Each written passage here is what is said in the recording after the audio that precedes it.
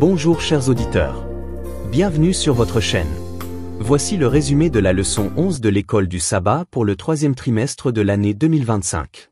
N'oubliez pas de vous abonner et de cliquer sur l'icône « J'aime » pour soutenir notre mission d'enseignement de la Bible à travers le monde. Le titre de cette leçon, Apostasie et intercession. Le texte à mémoriser se trouve dans le livre de l'Exode, versets 31 à 32. Moïse retourna vers l'Éternel et dit, « Ce peuple a commis un grand péché en se fabriquant un dieu d'or.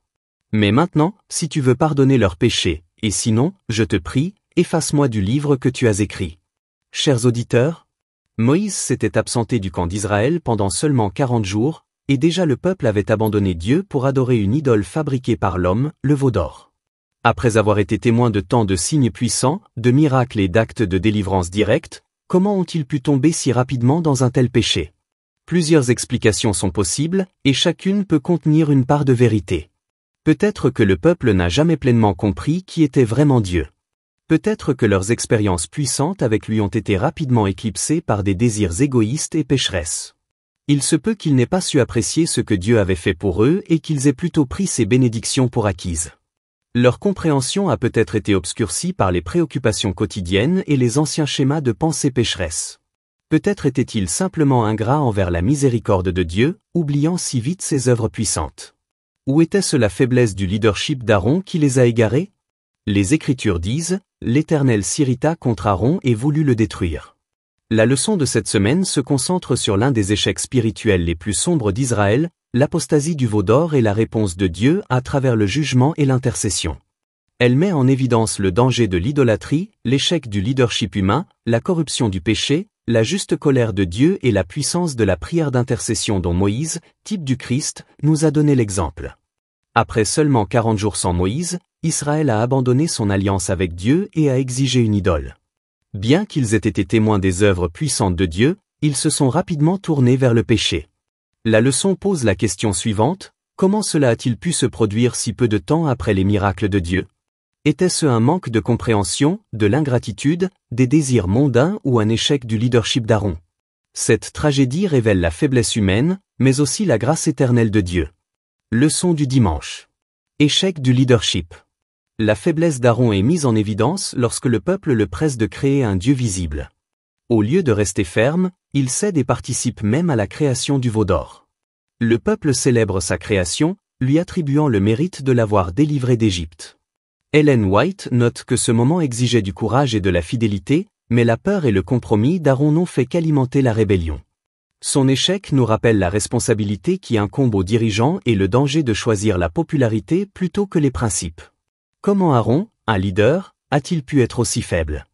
De quelle manière Aaron a-t-il pu chercher à justifier dans son cœur ces terribles actions? Leçon du lundi.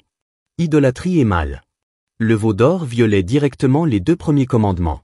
Israël a remplacé son Créateur par un objet inanimé qui ne pouvait ni voir ni entendre. Romains 1, versets 22 à 27, reflète ce renversement, montrant comment l'idolâtrie corrompt l'identité humaine et conduit à la décadence morale.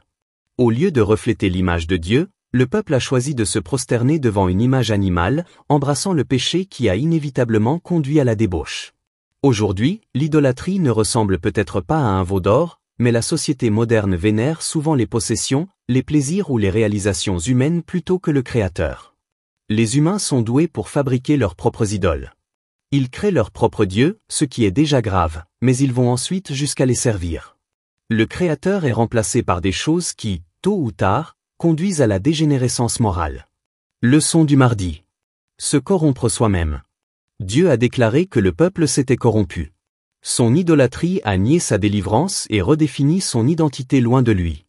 L'idolâtrie, qu'elle soit ancienne ou moderne, remplace Dieu par tout ce qui captive notre dévotion, l'argent, le pouvoir, le sexe, les divertissements, ou même les bonnes choses comme le travail et la famille lorsqu'elles sont placées au-dessus de Dieu. De tels substituts remodèlent nos pensées, nos émotions et nos relations, pour finalement nous asservir. Tout ce qui devient le centre de notre vie à part Dieu devient notre idole. Si Dieu n'est pas au centre de votre vie, d'autres dieux prendront sa place. Si nous ne jouissons pas et ne cultivons pas la présence vivante de Dieu, nous jouirons et consacrerons notre vie à quelque chose ou à quelqu'un d'autre. Ce que nous substituons au Christ peut prendre différentes formes: l'orgueil, l'égocentrisme, l'argent, le pouvoir, le sexe, la nourriture, la télévision, la drogue, l'alcool, les pensées impures, la pornographie, les plaisirs, le travail, le sport, la famille, les jeux vidéo, les films, le shopping, les idées, la politique, la musique, la position sociale, les titres, les notes, etc. La liste est sans fin. Leçon du mercredi. La juste colère de Dieu. Dieu a annoncé son intention de détruire Israël et de prendre un nouveau départ avec Moïse, mais Moïse est intervenu, invoquant les promesses et la réputation de Dieu. Il a rappelé à Dieu que c'était son peuple, racheté par sa puissance. Dieu a cédé, démontrant ainsi l'efficacité de la prière d'intercession. Pourtant, à son retour au camp, Moïse, brûlant de colère à la vue de l'idolâtrie, a brisé les tables, symbole de la rupture de l'alliance par Israël. Briser les tables contenant le décalogue était un signe extérieur de la rupture de son contenu.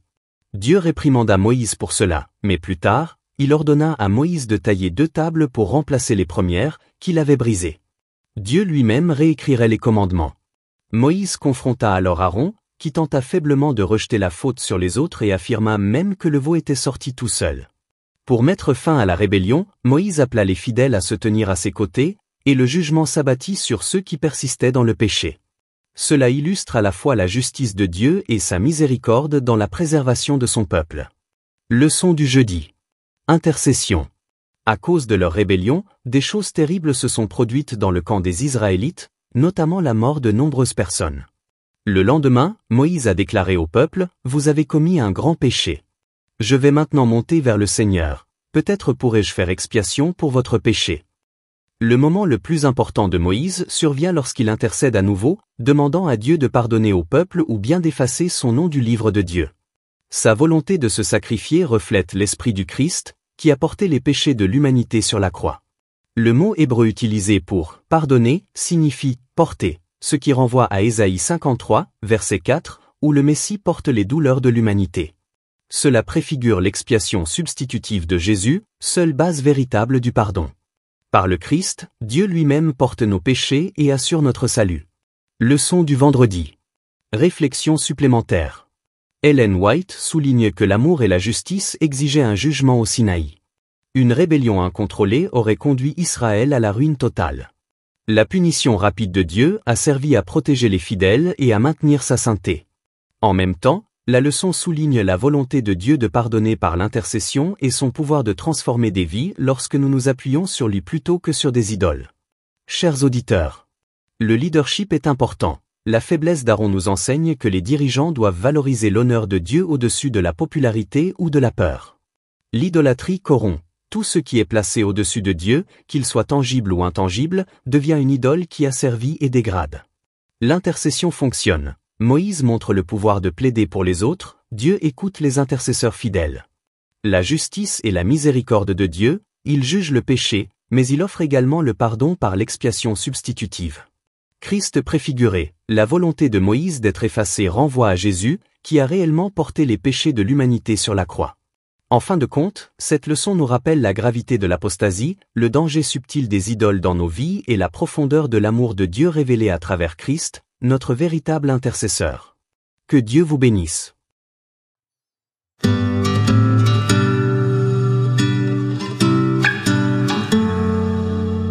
Then Moses returned to the Lord and said, "Oh, these people have committed a great sin, and have made for themselves a god of gold. Yet now if you will forgive their sin, but if not, I pray, blot me out of your book which you have written." Exodus 32, 31, 32.